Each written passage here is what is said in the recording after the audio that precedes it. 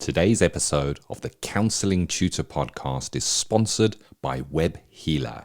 You're a counsellor in private practice and you need a website, or you've got an existing website which you need help with. Web Healer are offering Counselling Tutor Podcast listeners, that's you, £100 off the cost of a website design and build.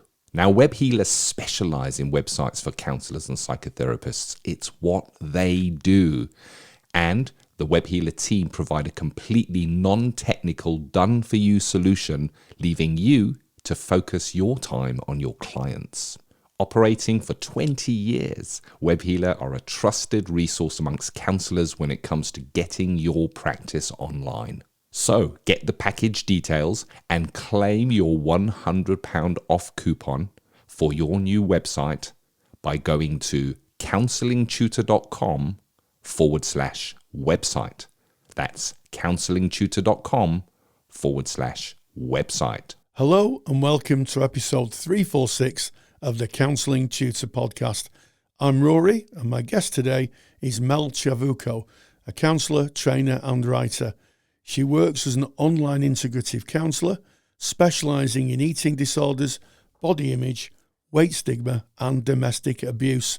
Mel's portfolio of qualifications is impressive: a first-class honours degree in counselling and therapeutic practice, an advanced diploma in neurodiversity and eating disorders, and a Stop So COFRA one-to-one programme which focuses on compassion-focused, risk-aware, one-to-one therapy for managing sexual risk, and that will be working with perpetrators of sexual abuse.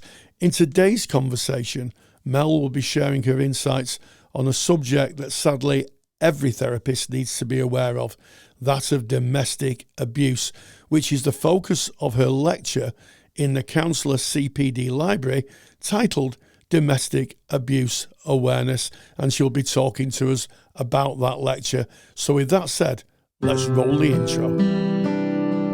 Welcome to the Counselling Tutor Podcast, the must-listen-to podcast for counsellors, psychotherapists, and counselling students. Here are your hosts, Rory Oakes and Ken Kelly. Hello and a very, very warm welcome to episode 346 of the Counselling Tutor Podcast with Rory Oakes and myself, Ken Kelly. We are delighted to welcome you to our 3 stops on our journey today, starting off with that ethical, sustainable practice, where today we're delving into trauma-informed practice, and we're going to be speaking specifically about triangulation and trauma, a really important topic. Guaranteed it's coming up in your therapy room, and Rory's going to guide us through what it is and what we should look for there. We're then going to Practice Matters that Rory has beautifully teed up already, where Mel is going to be speaking about abuse awareness. And then we go into Student Services, recognizing you, your students, on your formal journey. And today we're going to be discussing why all formal counselling courses that are worth their salt have a full year where you'll be really focusing down on counselling skills. Why is that? Why is it important? And what can we learn from that? But let's start off, Rory, with that ethical, sustainable practice with the slant on trauma-informed, and speaking about triangulation and trauma. And I'd love if you could just start off and just kind of explain what is triangulation in trauma. Thank you, Ken. A definition is when a third party is drawn into a two-person relationship to reduce tension, avoid conflict, or gain power. And I'll give you an example of that. I had a neighbour, I'm going to call her Susan. It's not a real name. And she was a young woman. And when it got to about November, and I'd say, "Hi, Susan, how are you doing?" And she'd look very anxious and very worried. And I'd say, "Are you okay?" And she'd go, "Oh, it's going to be Christmas soon." And I'd say, what's wrong with Christmas? And she'll say, "Every year it's the same thing. I have to choose whether I go to my mum's house or my dad's, because my mum and dad are separated.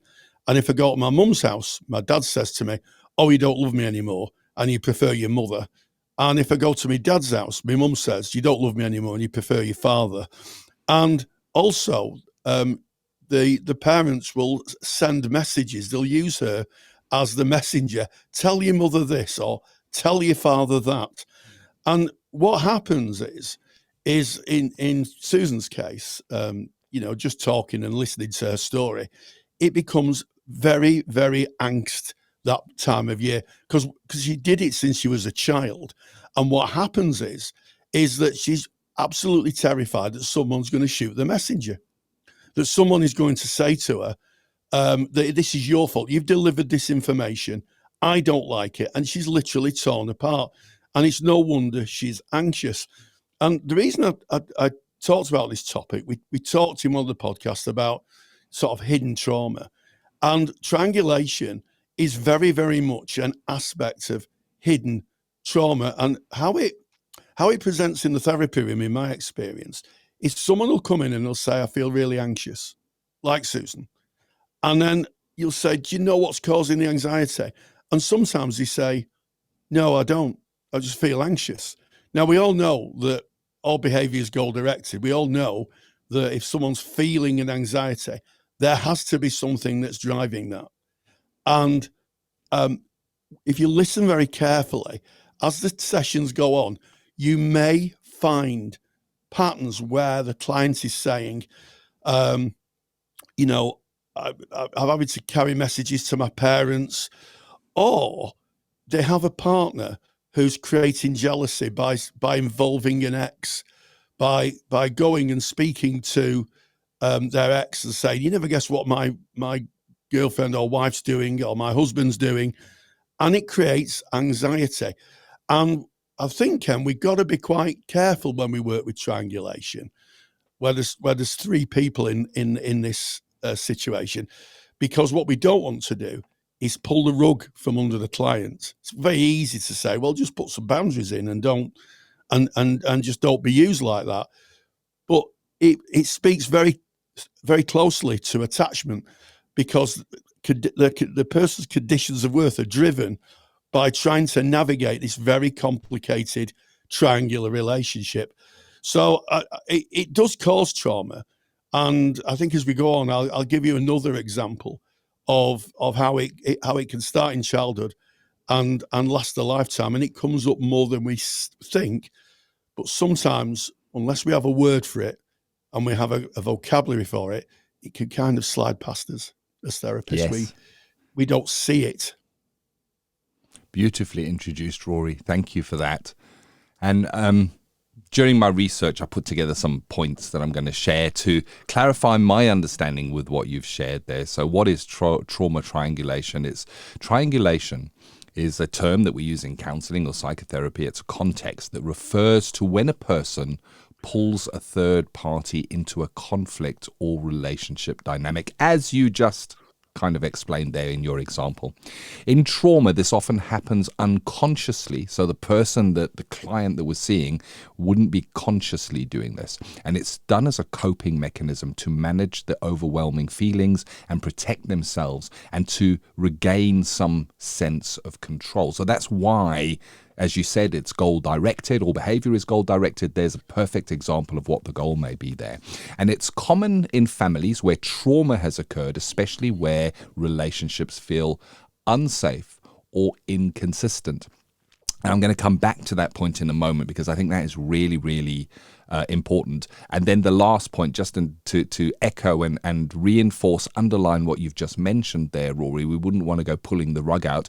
Instead of dealing directly with the person, this is what's playing out here. Instead of dealing directly with the person that the conflict exists between, what is easier, the traumatized individual goes through a third person, creating a triangle dynamic. So I've got an example here, just a generic example. A child feels unsafe with one parent, perhaps due to emotional neglect or abuse, and instead of speaking directly to that parent, they try to get comfort or influence the situation by going through to the other parent or sibling. And I think everybody at some level can relate to that kind of behavior. And in this instance, the triangle keeps them safer, and I'm using air quotes on that one there, but it does reinforce an unhealthy dynamic because they're never facing up to that trauma. There's always something in between them and the trauma, but that's keeping them safe. And like you say, Rory, we don't want to pull that rug. And I'm going to self-disclose here from my own journey. I look back now after doing my counselling training and lots of personal development of my own childhood, and there was a traumatic element to my childhood, and I did exactly this. I went and I sided with my mother in a way that felt safe, and it felt right at the time, 100% right at the time. As I look back now with a I guess more informed mindset, I see how it was not serving me. It was in some ways it was unhealthy. And what has happened as a result of that is I'm now sat past all of the playing out of that with elements of regret that I didn't have the opportunity, or I didn't know that I could have the opportunity of confronting my father and saying what that impact was on me. So I was not able to go and address the cause of the trauma, and my father has passed away, so I'm no longer able to do that. But I know that I've lived it in some way, and there was great safety in it, and I didn't see it at all. And what I was doing at that time, to me, felt 100% correct, as it should be, Rory. Yeah, absolutely. And what you're talking there is, Ken, trauma bonding. Well, that speaks to trauma bonding. We know that people stay in difficult relationships because of, they're bonded by the trauma. The fear of leaving that relationship is greater than the difficulties that they're encountering within the relationship. And one of the other things it can lead to is something called parentification. Big word there. It was coined by Hooper in 2007. So, recently, a more recent idea. And I'll tell you what parentification looks like. My wife had to be the parent as a child, a parent to her parents. And what happened was that when her parents died, her grief was enormous. And it was because she felt she was losing a child as opposed to losing a parent. And I know all loss is bad, and I know people experience loss in different ways. But talking to her and listening, it became clear that what she was experiencing was the loss of children, because she'd literally had to parent them and act as a go-between. And it can be very, very difficult. And I think when we come to work with that, and work with, this trauma bonding in any aspect of therapy, what really works isn't the theory or intervention. What has a big effect, in my experience, is the relationship between the therapist and the client. Patricia Clarkson called it the reparenting element. She was a very influential psychotherapist. And reparenting is nothing more than being an adult in the room with the client, is being still, creating a healthy, boundaried relationship. What happens with that is that if the therapy goes on for a long period of time, the client can start to reintegrate themselves to have that boundary that's being demonstrated by the therapist, if that makes sense, Ken. So it really is about the therapist. And one of the things that I've noticed through the years, and I don't know if you've seen this in practice, is that clients sometimes come in and want you to do exactly what you did, Ken, and side with them against their partner. And You've got to be very, very vigilant about that, because it's very easy to hear a terrible story and the natural reaction is, that's terrible, that person's wrong. But I think a wise therapist sets a boundary on that and allows the client to explore what's going on without being pulled into it, because triangulation can jump from one relationship to another, in my experience. Yeah, I love that you've brought that in. And I think what's really important here is when we train to become a counselor, and specifically if you are in a person-centered modality, empathy is so, so important. Being with that client and seeing it as they do. And this is why we need to do trauma training, formal trauma training, because empathy and being next to that person without challenge is not always in service of that client. It really isn't. We need to understand when it is and when it may be trauma triangulation. We need to be able to spot that, to have that sense. And as you said, Rory, all behavior is goal directed. And that's an interesting thing. What started out as being pretty much a lifesaver in a traumatic situation, which kept that person feeling safe, can turn out to be really unhealthy as that person goes through their life. And if it's been a useful tool in situation A, it is very often seen to be a useful tool in B, C, D, right up to Z and all other situations. And we may see it playing out again and again in different situations. So we've got, let me find it here. I've got some examples of what you might see. So for example, you might see a person in a workplace that has got a challenge with maybe a manager or somebody else within the workplace. But instead of facing that situation, they would rather go to other colleagues and confide in them and say, oh, isn't it terrible that this is happening and it's making me feel like this? And they will feel safety and a belonging, and it's us against them situation. But what happens in that situation is that person is not, I guess if we look to transaction analysis, not acting from an adult state. They're acting maybe from a child state of, oh, that's not fair, and pointing out. An adult would go in and say, look, I'm not happy with this that is playing out, and face the situation head on.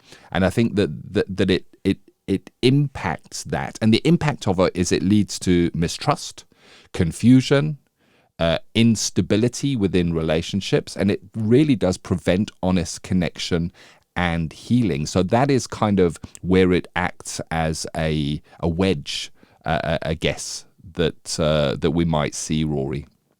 Yeah, absolutely. And there's no better wedge than in abusive relationships. There's a term called a flying monkey, and it's not a monkey with wings. What it is when someone uses a third party to transmit information in a relationship that's breaking. So I'll give you another example of that. Another acquaintance of mine getting divorced. It was a pretty messy divorce. And what happened was that one day there was a knock on the door. My acquaintance opened the door, and it was an employee of her husband. Okay, so let that sink in. It wasn't a husband. It was an employee of a husband. And the employee said, I've come to give you a message from your husband. And this is the message. And they transmitted the message, gave the message. And my acquaintance said, I'm not listening to you. You go and tell my husband, if he wants to speak to me, he can knock on my door and speak to me directly. And it got into a bit of conflict because this person's saying, oh, well, no, I've been told I've got to give you this message. And, this happens a lot. And in terms of narcissistic relationships, this is sometimes called a flying monkey. Someone who's got a very narcissistic presentation will send somebody to relay information or spread rumors. And it's seen a lot. And I'm sure there's a lot of people, a lot of listening to this saying, oh, this happened in my therapy room. I was told this by a client this week. And as I say, that is a classic example of triangulation, as you said, where someone would rather badmouth someone or speak not directly to the person involved. And we need to be really, really aware of it, because it can be very traumatizing. If it starts in childhood, it can carry trauma through the years. And as we know, trauma just isn't in the mind, it's in the body as well. A lot of yes. people with things like fibromyalgia or ME, if you listen very carefully to them, there's usually a trauma story somewhere. Either in childhood or in the past. Because as Bessel van der Kolk famously said, the body keeps the score. It's internalized.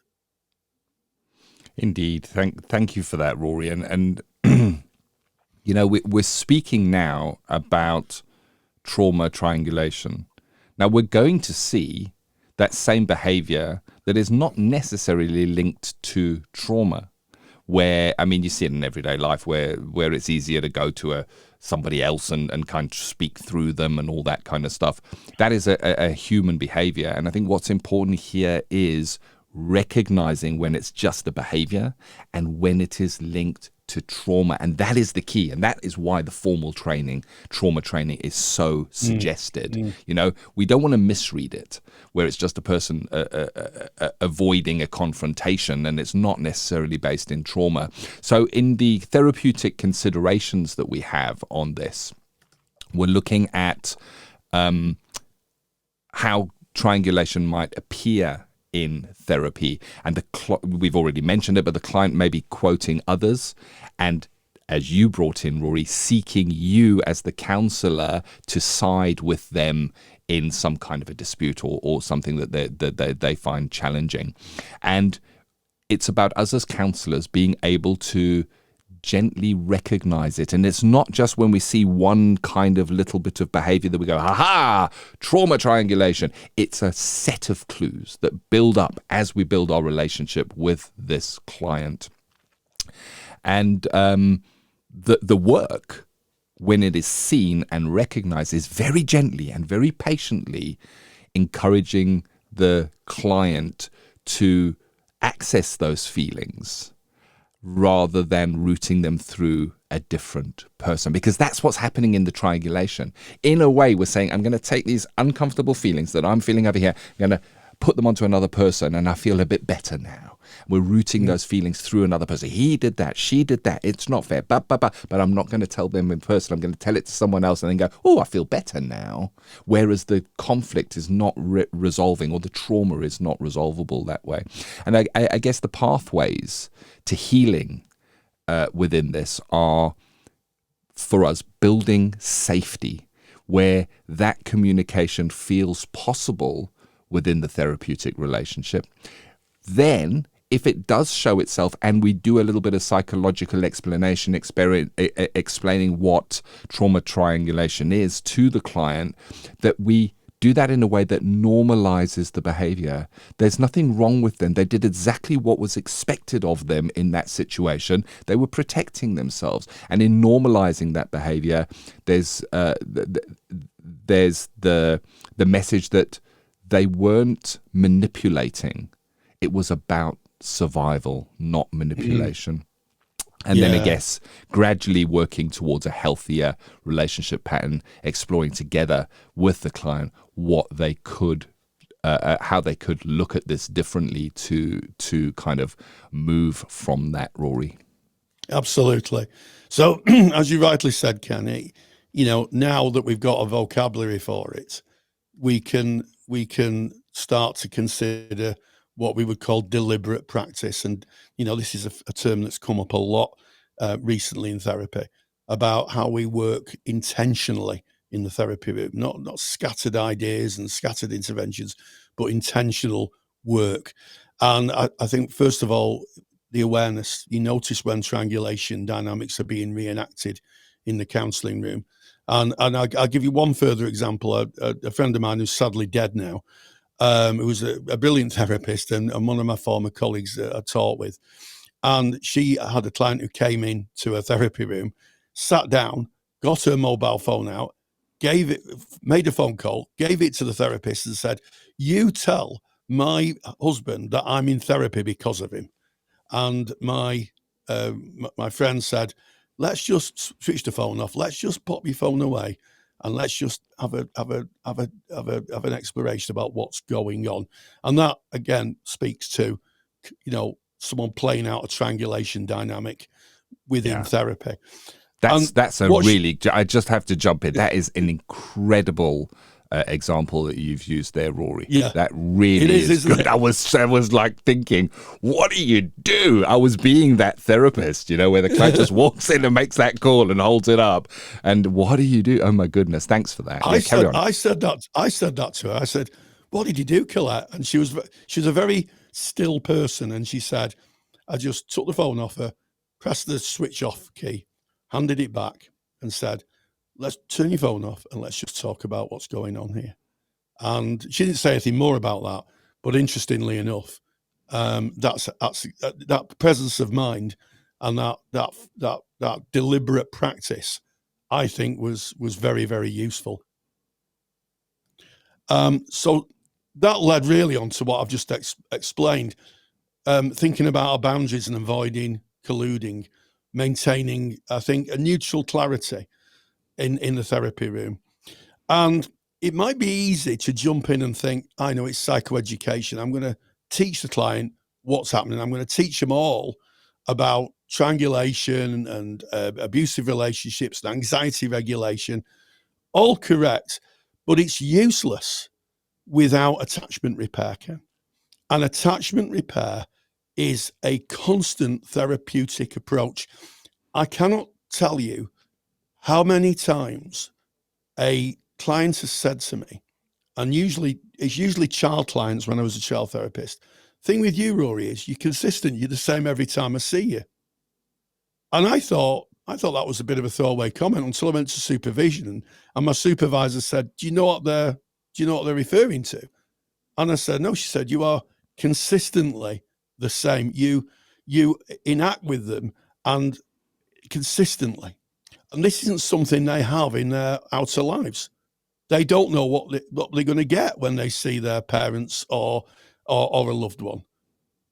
So attachment repair, and that isn't done quickly. That is through the arc of therapy. It takes time for someone to understand that the relationship that they're having isn't healthy, and that the therapist is enacting what is or being a healthy person in their lives in terms of attachment.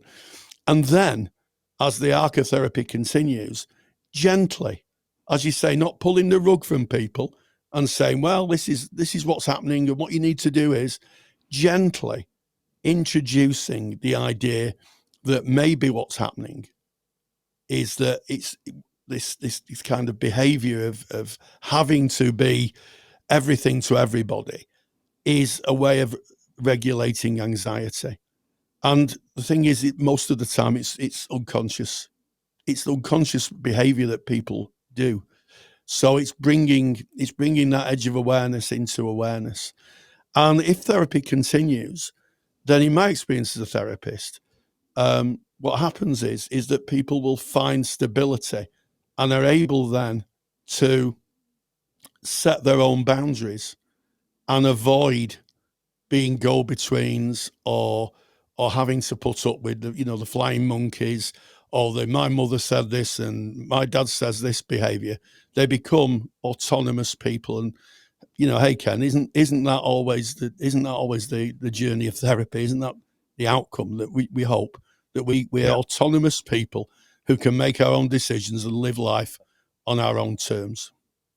Wow, what a topic. I'm so grateful that you brought it today, Rory. It's an important topic, and it just reinforces the importance of formal studies in trauma-informed practice if you're working as a counsellor, really, because we see this all the time, and we touched this topic today and we've gone to some depth, but there's a huge amount of extra depth that this gets covered in. It keys into Bowen's family systems theory, attachment theory, as you've just spoken about, Rory, not narcissistic abuse and the context of that. There's so much that comes together in this. It's amazing how complex life is, I guess, for us as humans, this life journey that we take on. And I guess we get the privilege of sharing that with people along the way. If you've enjoyed this, and if you want to train as a trauma-informed therapist, go to counsellingtutor.com, click on our products. You'll see that we have an amazing trauma course there that has got some self-directed learning elements to it, but it's also got, and this is the important part, real tutor-led sessions that balance that out, so that you're not just getting the theory, you're asking the questions, you're doing that in a group peer support environment with tutors, getting the right answers, and it changes the knowledge into wisdom that can be applied in your practice. And it's counsellingtutor.com if you're interested in that. I'll leave you with these last useful phrases. Triangulation is really about safety. When somebody feels too vulnerable to speak directly, they bring in that third person. In trauma triangulation, it's not about manipulation. It is about survival. Therefore, we have to tread really carefully. You don't take away somebody's survival lifeline without really considering it and knowing exactly what you're doing and why you are doing that. And of course, our role as therapists is to help the clients recognize these patterns and find a safer and healthier way to connect and overcome the trauma or face the trauma that they are carrying. What a topic, Rory. Thank you. I really do appreciate that. It's a big topic, and if you're listening to this and it's affected you, and we've now got a vocabulary for what some people might be experiencing. Maybe seek your own therapy. And also, if you're a member of our Facebook group, why don't you just pop some comments in? Is this something that you're aware of, or is this something that you've come across in your training, or maybe in practice? Obviously not giving client information away. If you want to know where our Facebook group is, it's Facebook Counselling Tutor, and you'll find us. Just click in, and our moderator will let you in. And you could join the conversation. There's lots of conversations that goes on. Very valuable, Ken. Indeed it is. So that is today's ethical sustainable practice. We now move right on, without skipping a beat, Rory, into practice matters. This is where we bring in experts in various topics. You meet up with them, Rory. You've already introduced Mel to us, speaking about domestic abuse awareness. And I know that there's a lecture on this that's going into the Counselling Tutor CPD library as well. So if you like this topic, you know where to go and dive a little bit deeper. Yes, well, as with our last topic, domestic abuse is something that sadly presents in our therapy room more than we would wish, I guess. So I caught up with Mel Ciavucco, who is a domestic abuse specialist, to talk about her lecture in the CPD library. I've seen the lecture. It's brilliant, absolutely brilliant. And I caught up with her, and this is what she had to say about it. Practice Matters is proudly sponsored by the Counsellor CPD Library. To access top quality, relevant continuing professional development for your practice that you can do at a time that suits you, and all for less than the price of a cup of coffee, visit counsellingtutor.com. Sadly, many practitioners will work with clients who are currently experiencing or have previously experienced domestic abuse. It's a reality that touches countless lives and brings with it layers of complexity, pain and vulnerability that we as therapists need to understand and respond to with care. Today, I'm joined by Mel Ciavucco, a counsellor, writer and trainer with over a decade of experience in mental health services, including work with perpetrators through Domestic Violence Perpetrator Programme. Mel has created a powerful CPD lecture titled Domestic Abuse Awareness. It's available now in the Counselling Tutor CPD library, and the lecture offers counsellors and psychotherapists a comprehensive overview of the different forms of abuse, including coercive control, financial and spiritual abuse, and honour-based violence. It also explores the role of power, gender, and intersecting identities in abusive dynamics. So, Mel, thank you so much for joining us.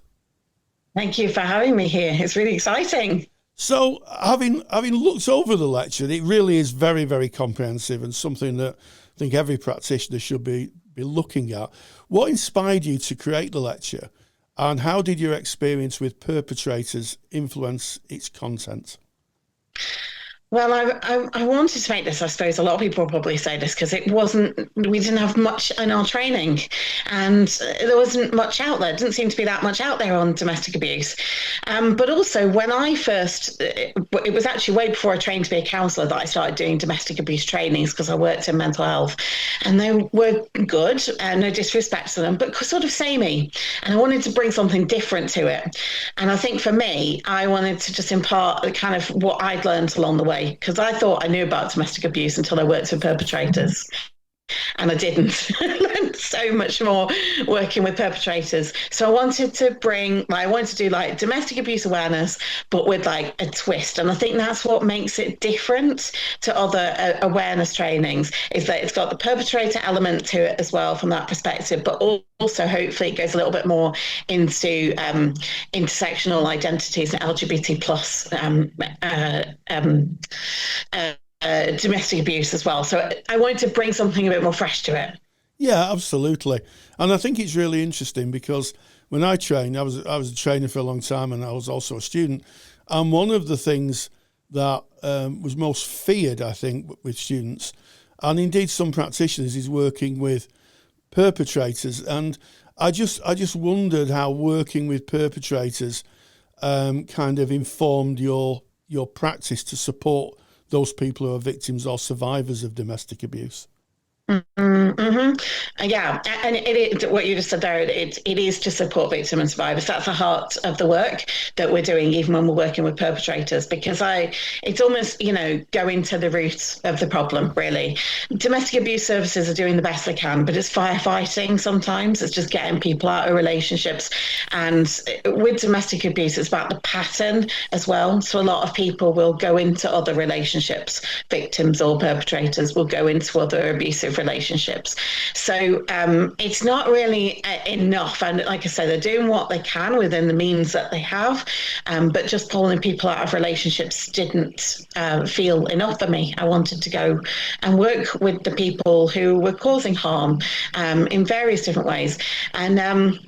And also on where you just said that people are afraid of it, that's definitely the case. So how this started coming up for me, well, it's probably years before that I started having an interest in why people do what they do. But on my early stages of training, we were asked as a group if there's anyone that we wouldn't want to work with.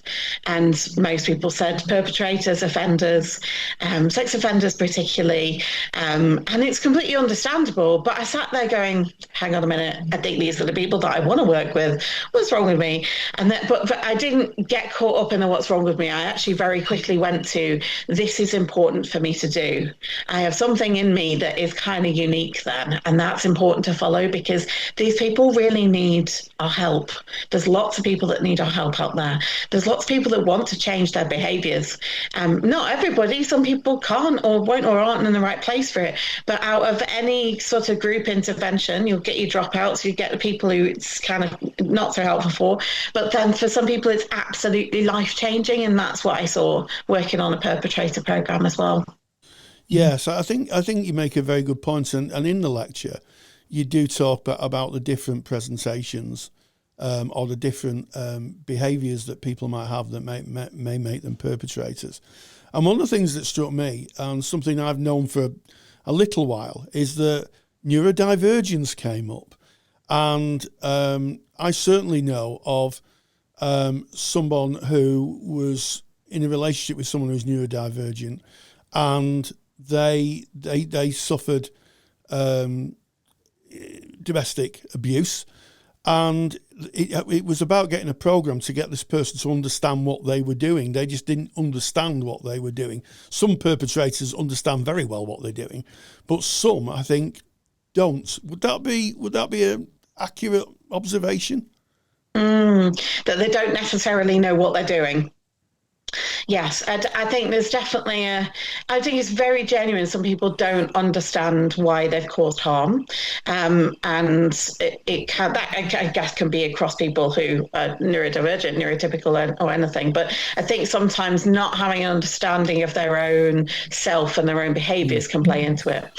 One thing I noticed the longer I worked on the perpetrator program was the amount of people with undiagnosed ADHD or autism or late stage diagnosis, and also maybe their kids going through diagnosis, and then that's how they started questioning themselves as well. And I noticed sort of narrative with a few people where they'd actually just been kind of labelled naughty boys. It was a male perpetrator, it was men, so that's why it's quite gendered. But yeah, they had this sort of naughty boy narrative. Oh, I was just never good in school. I was just being quite stupid and just not very good at this. And, you know, it meant that maybe got in with the wrong people. It got into some trouble as they were growing up. But that became their narrative of just like, you know, I've always been a bit of a troublemaker, really. But it's actually part of that was that they had undiagnosed ADHD and they weren't getting their needs met. Yeah. I think this jigsaw puzzle of different presentations where, you know, we talk about mental health, or we talk about behaviour, or we talk about neurodivergence. It's becoming clearer that there are different presentations that people have that maybe have been missed, which further on down the line causes difficulty. It's not an excuse for domestic abuse or domestic violence, but it does sometimes. It doesn't, it doesn't admonish it, but it sometimes it explains it, and sometimes I think that's the work with perpetrators to help them understand their own behaviour and to help them with strategies to change, I guess. Absolutely, yeah. It helps if they can bring more awareness to how their brains work and how they are and their past, because, you know, it's never going to, we're very much sure it's on the programme as well, it's not an excuse whether there's a mental health problem as part of that or a bad childhood themselves. That was very common that people have witnessed abuse themselves or been through trauma. And none of this is an excuse, but it forms a really important part of the picture that kind of needs some unraveling and some kind of work, because working with men particularly as well, they've often not been shown how to kind of talk about emotions in that way, so they hadn't been able to do the processing of some of those things, certainly not in a group with other men. I mean, watching that for me was quite powerful. I always thought what a gift this was to be able to sit in a group with men talking about emotions, some of them who'd never talked in that way before ever, and the modelling for each other. You know, group work is very powerful in that sense for them, but it just meant that they could build a real understanding. Sometimes people would come to us and just say, this is one thing that just happened just once and that was it. There's never been any problems before that. And then actually, as we start on a program, which is largely psychoeducational, but lots of like CBT and other stuff in there as well, then it would be actually there were problems for many years before. They just didn't have awareness of that. And it builds the picture of actually thinking about their own attachment styles and insecurities, their own past. The jealousy was a big one in it as well. And all of these big cocktail of things that basically led them to needing to use the behaviours that they've been using. And once they've got a better understanding of that for a lot of them, then that meant that they've got more chance of changing that. Yeah, absolutely. And that brings us back to the point really of it's important to work with perpetrators as well as victims and survivors, because that's the way that change is facilitated, no matter how uncomfortable it may be for some people to think about that perception. You know, that's you know, probably where a lot of the good work can be done, the prevention side of it. Now, you explore many types of domestic abuse in the lecture: physical, financial, spiritual. You touch on coercive control. Which do you feel remains the most misunderstood or overlooked in therapy? I think in the lecture I focus a little bit more on coercive control, because I think that it's just more, it can hide more easily. It's more subtle, it can be more subtle, more insidious, but the harm is still great. So on the programme we would always, we would be teaching about what domestic abuse is as well. And we would have to dispel a lot of narratives or minimisation around physical abuse being the worst, because that's what people do. And I know anyone working in domestic abuse has probably always been like, it's not just just physical abuse. It's actually all the other stuff around it. It's going to be, and coercive control is usually the underpinning of that. And it can be harder to prove. It can be harder for a victim survivor to understand that that's what it is, because it makes them blame themselves or think that they're the crazy one. You know, gaslighting is that it's all part of the thing that makes them doubt themselves and not leave. So I think that's why I focus more on coercive control, but then that also led to more about stalking and harassment, again, because that's something that I find often isn't in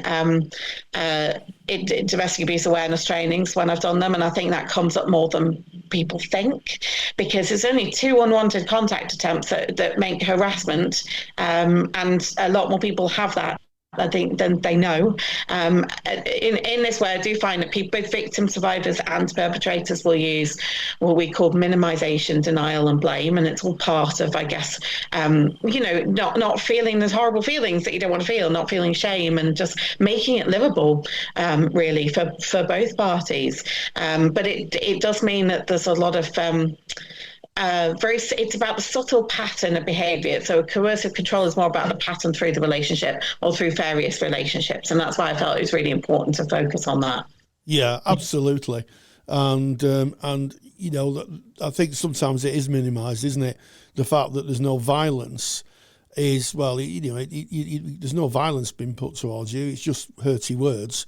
But actually, you know, a prolonged engagement with someone who's gaslighting or is being verbally abusive can really destroy someone's self-confidence to the point that they're physically unwell and unable to function. And you did touch on attempts to leave. And in the lecture, you say it takes an average of 7 attempts before a woman leaves for good.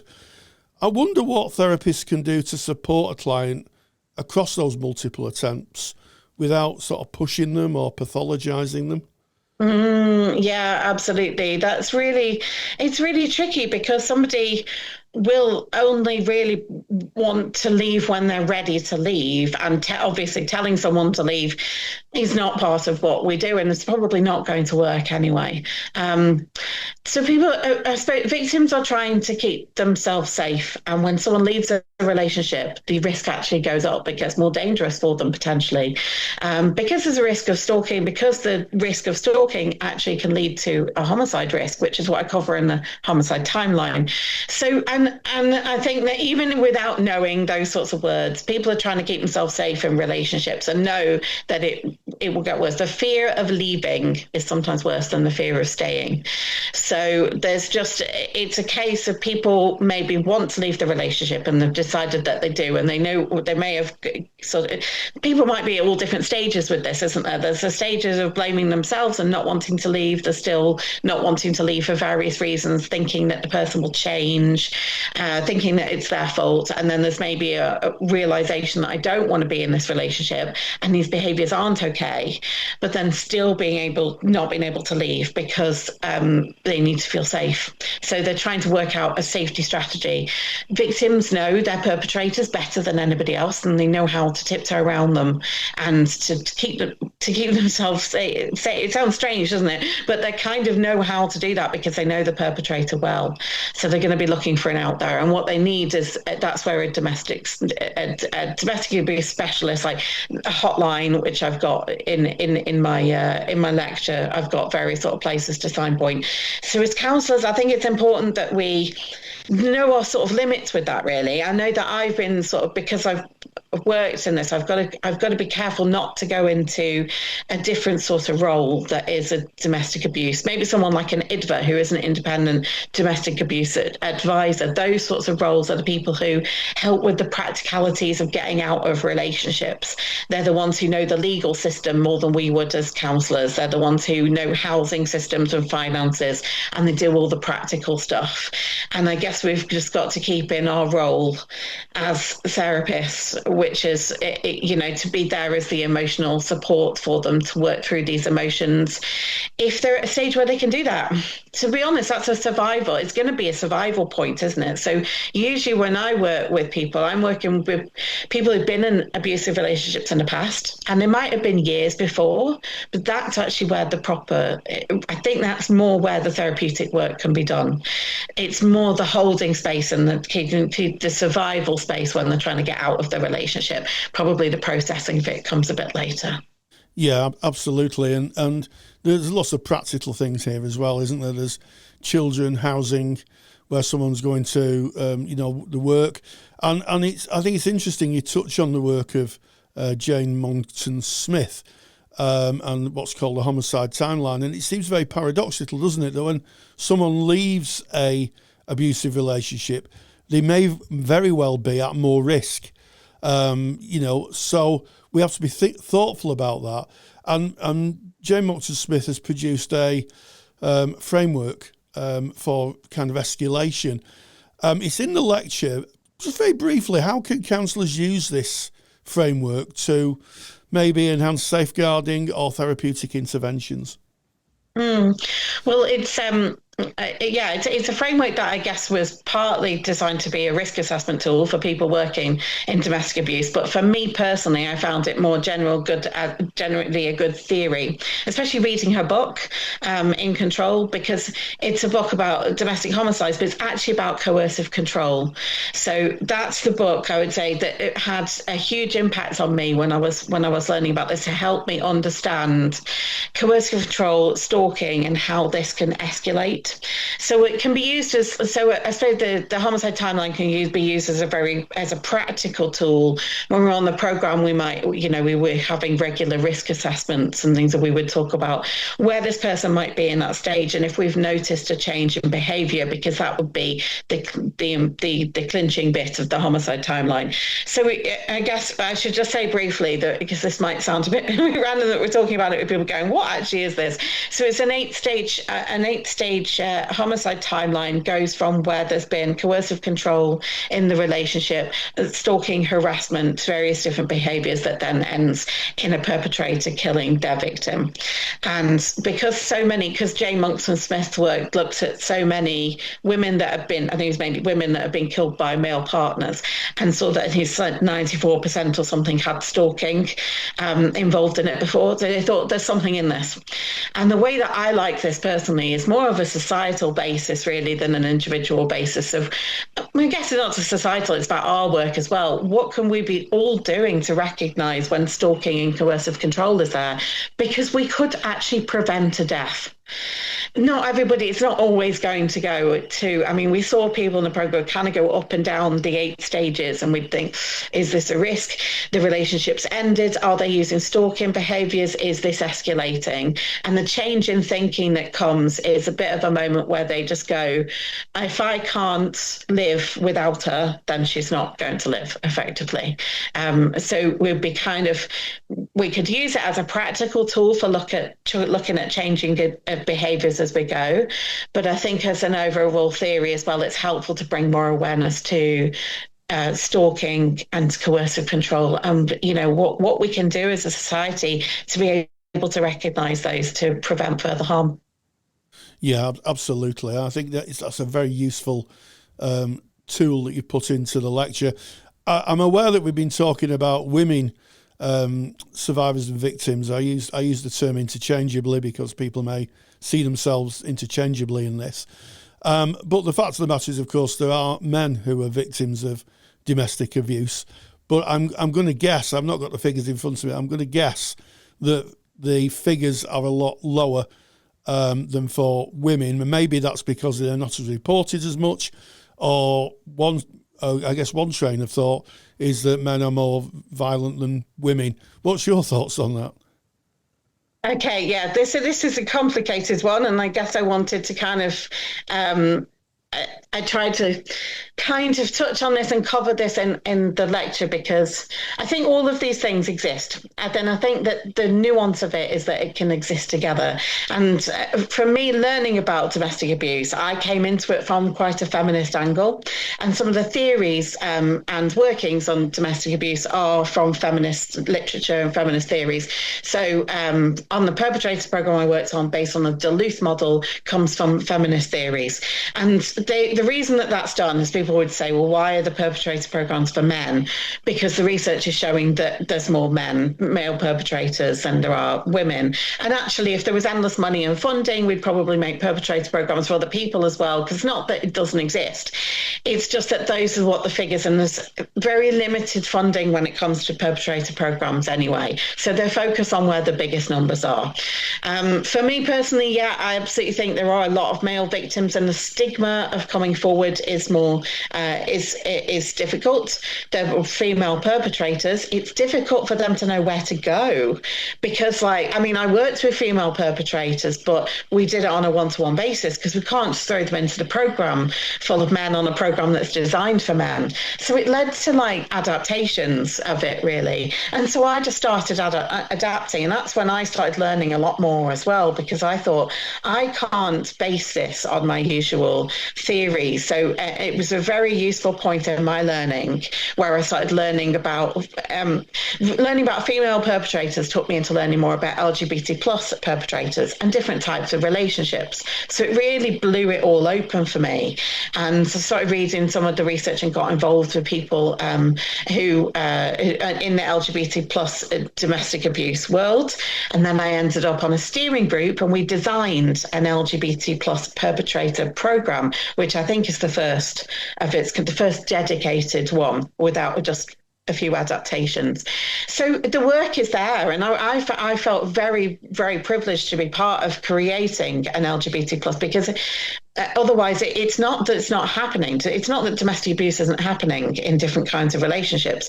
It's that it's either there's more stigma and it's more difficult to come forward about it, or they just don't know where to go. And with LGBT plus people, I think when you're faced with a service that is the man's the perpetrator, the woman's, and it's all binaries, male, female, victim, perpetrator, they don't really know where to go.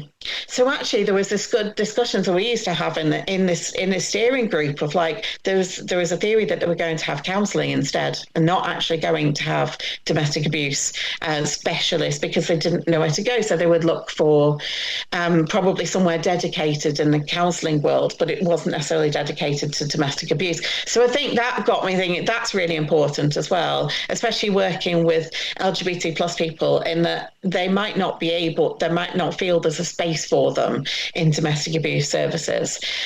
So in this sense, I think that anybody can be a perpetrator or a victim, and also perpetrators have been victims as well. So the more I learned about this, the more complex it got, and I think that I was wanting to bring these complexities in. I am someone who very much wants to talk about male violence and gender-based violence, especially with the rise of online misogyny, red pill movements and things. And I think that's really important to talk about, but I want to be able to do that in a way that doesn't take it away from women, LGBT plus people, other people in other kinds of relationships, because it doesn't mean that there's no problems there. So I'm trying to I guess this is where I'm kind of trying to open up a kind of nuanced conversation of, we need to be able to talk about all these things and hold all these things at once. Does that make sense? Yeah, absolutely. And I'm glad you touched on the LGBTQ plus community, because as you've rightly identified, services tend to be binary, and services for them are sometimes little, maybe as you say, non-existent or a little confusing. What can therapists do to make their practices more inclusive and responsive to LGBTQ plus clients? I mean, I think that's more kind of general beyond domestic abuse, isn't it? I suppose that's more kind of doing your CPD and your reading and stuff on that generally to understand the experiences of people, of LGBT plus people across the spectrum of people and genders as well. And I can only really speak on my own experience here, is that if you're on social media and use it quite a lot, following people's stories, that's the main way that I've learned about people. If I want to learn more about trans people, I will follow people who are active in the trans rights community or just sharing their own personal journeys of that. And for me, that's been the most powerful way of learning about it. But there's also some great books on CPD out there as well. Yeah, I think that's a clear message. I like that message of it's not just about domestic violence, it's about building and accepting and an inclusive practice in every aspect of your work, not just in this particular aspect. Now, this is a very comprehensive lecture. It's one of the most comprehensive that I've ever read through and listened to. If there's one thing that you think that those people who listen to this lecture should take away, what is it? Oh, that's so hard because there isn't. Yeah, I think I'm going to have to bend the rules on this and go with a couple of things. I'm sorry.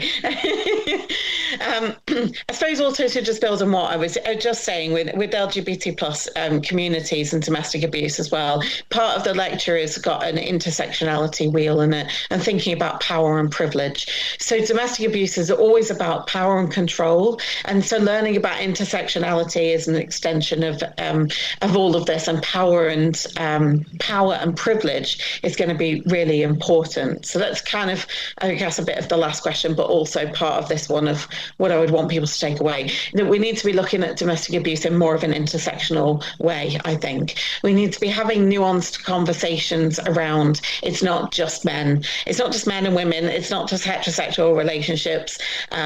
But simultaneously, there is an issue in our society, probably born out of various gender roles and expectations, where sometimes men can have a tendency towards violence, and that's really important to explore as well. And lastly, just don't be afraid of doing this work if you think you want to, because I think that's what we mentioned earlier of like people being maybe a bit afraid to do this work. It's amazing work. It's absolutely amazing, and sometimes I found it harder working with victims and survivors for me personally, because I feel quite powerless for them. You can really feel quite powerless in that. And working with perpetrators, I mean, it wasn't technically therapy, but it was a therapeutic intervention on a perpetrator program. But I saw people's lives change, and I saw the ripple effect of it. And I saw them come in and say, like, my kids say that I'm acting differently now. They've noticed that of me. My partner says that she's no longer as scared of me. And it's the ripple effect that this has. So it's actually really, it's maybe not as difficult work as people think. It actually can be very, it can be very satisfying in that sense. It can be very, very rewarding.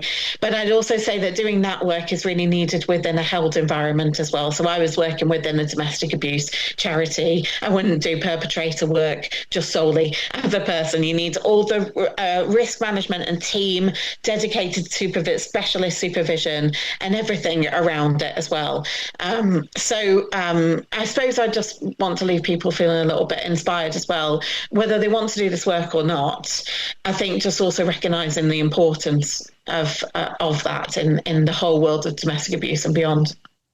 Well, if our conversation has sparked reflection or raised a question in your own practice, I encourage you to explore Mel's full lecture, Domestic Abuse Awareness, which is now available in the Counselling Tutor CPD library.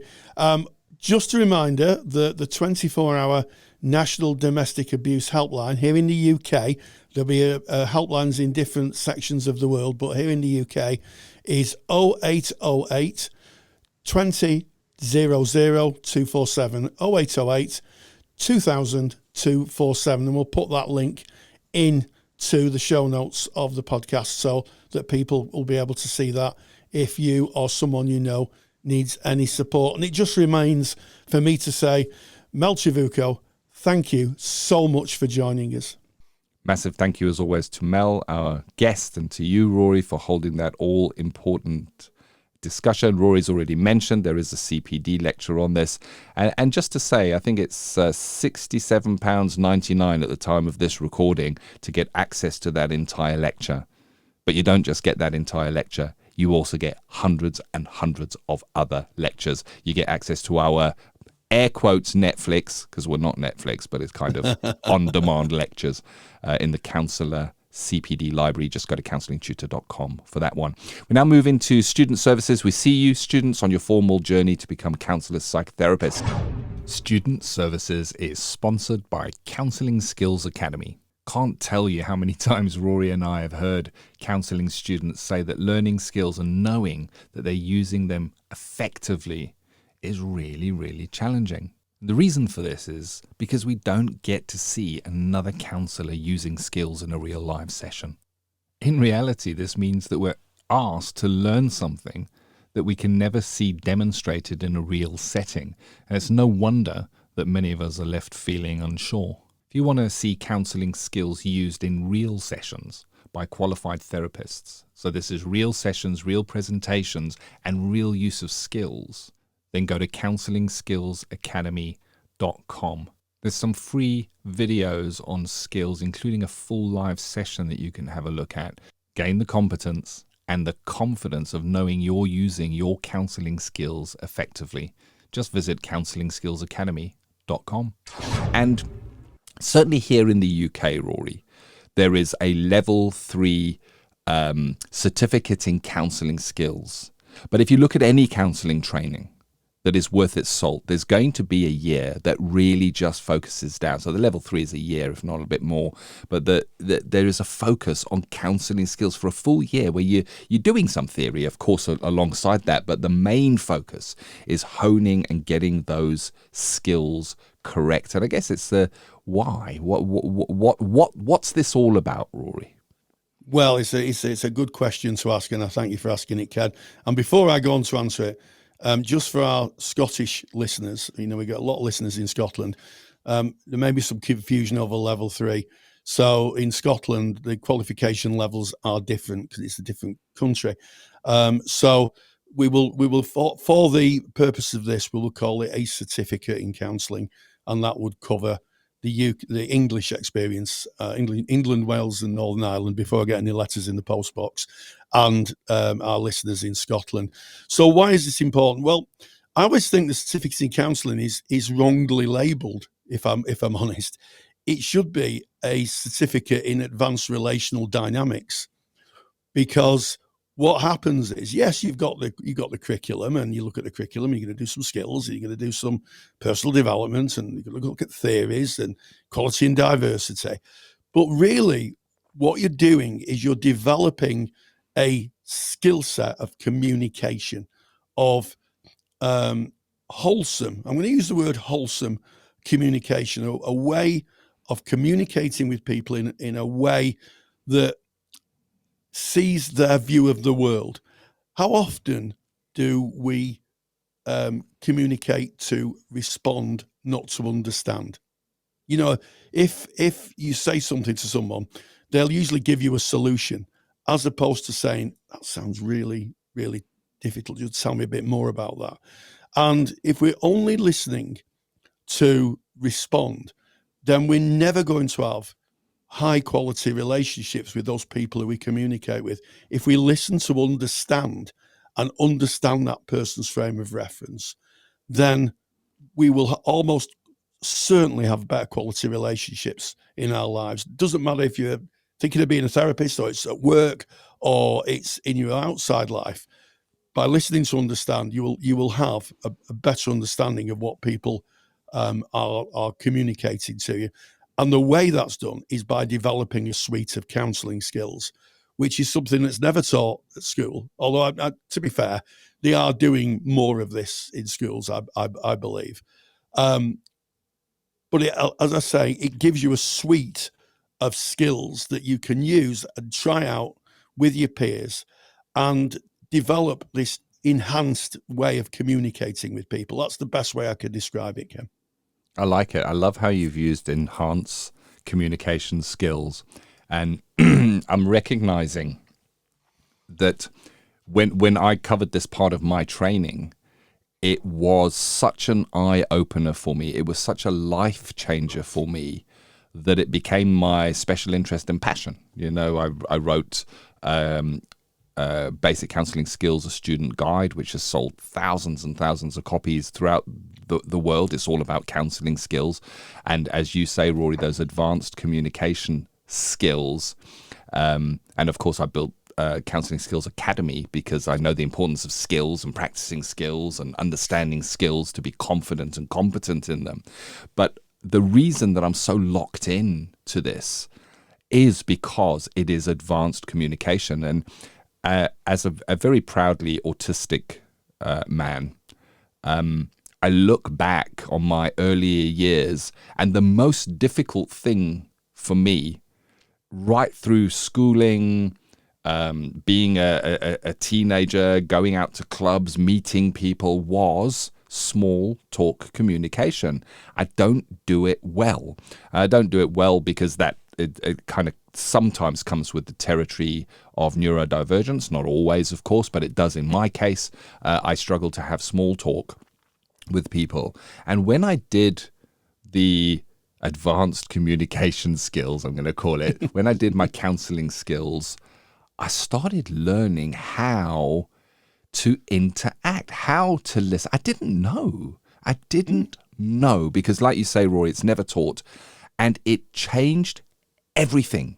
Because, I mean, counseling skills, when we're learning them, they have a very specific reason. We're going to take them into the therapy room and we're going to use our counseling skills there with our empathy, our unconditional positive regard, and we're going to create that therapeutic environment. But I found that I could take just the skills themselves, reflection, active listening, and slight mirroring, and I could just use it in my everyday interactions. I suddenly had a set of rules that I could apply, and now I don't have a challenge with that small talk because I realized that within that small talk, I just need to listen.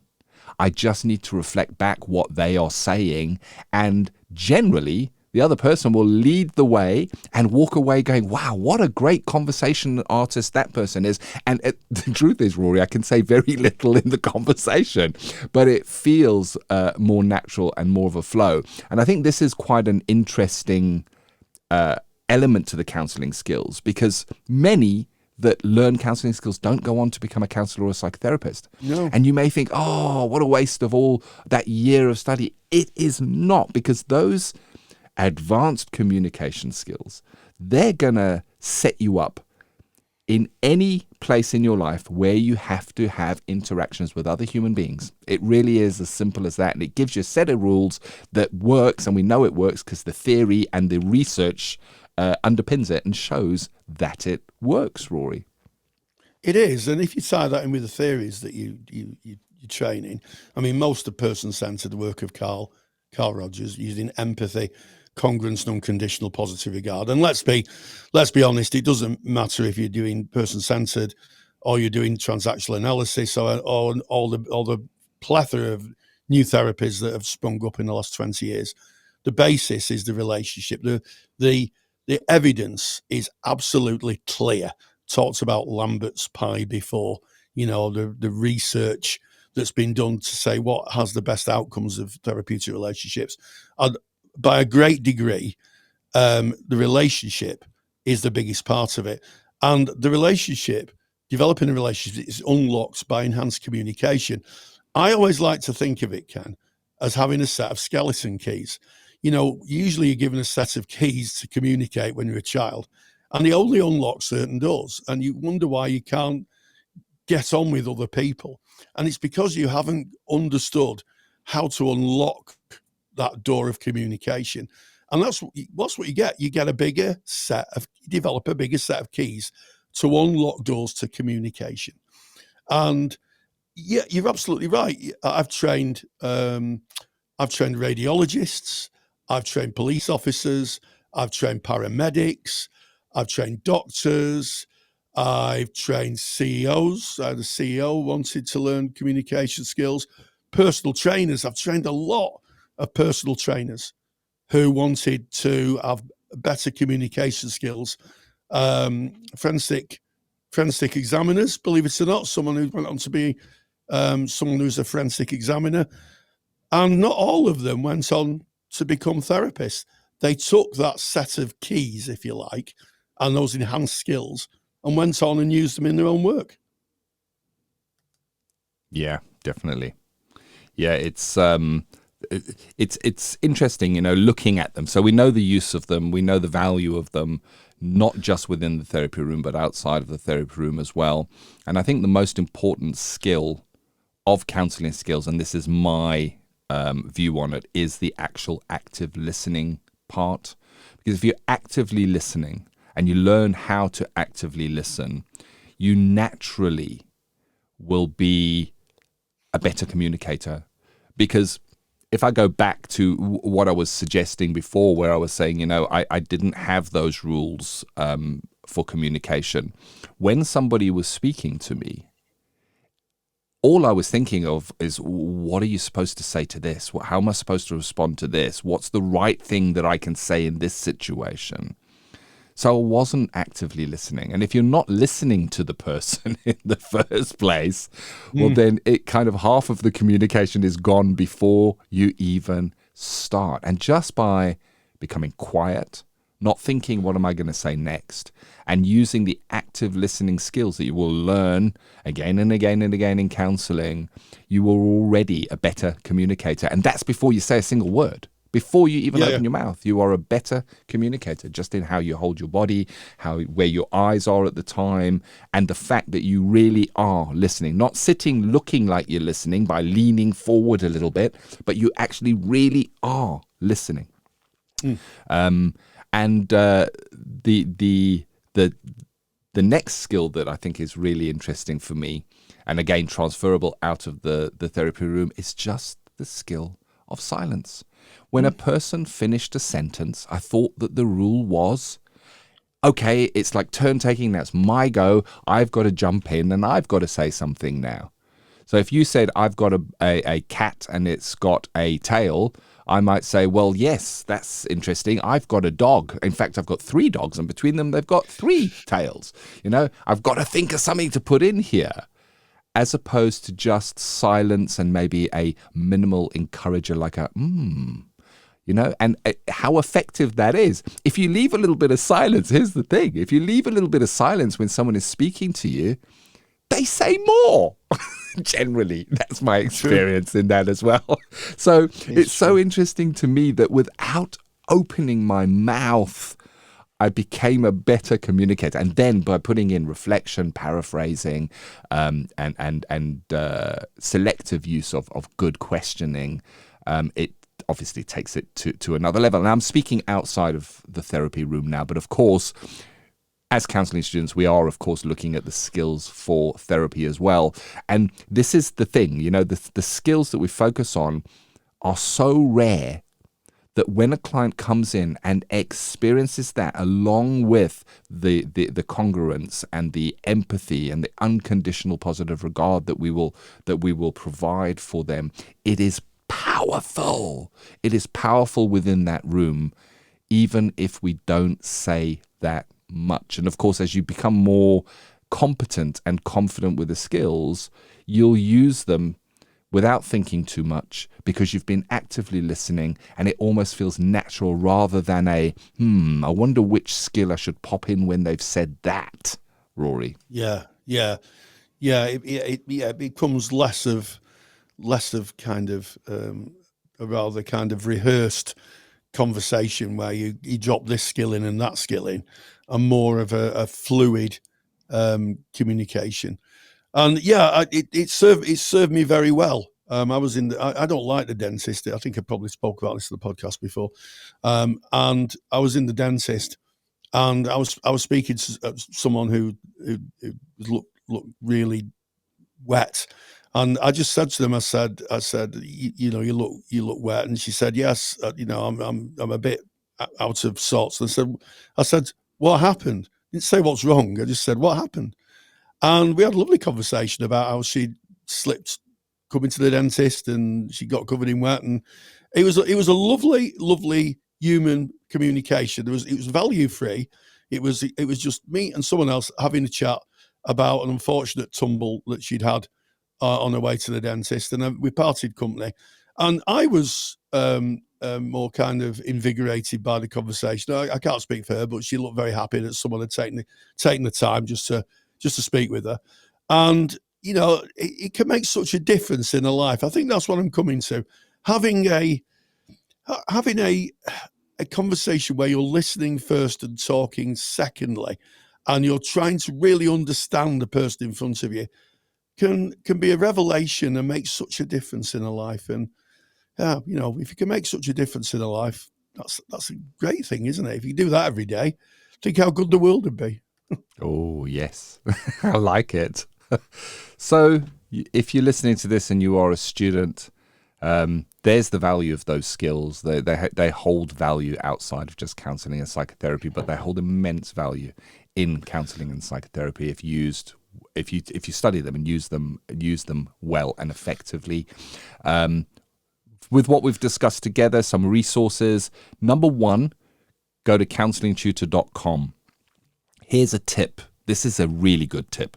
On the Counselling Tutor website, we've worked for the last year on something quite secret. In the background, we've been building out a super duper search engine.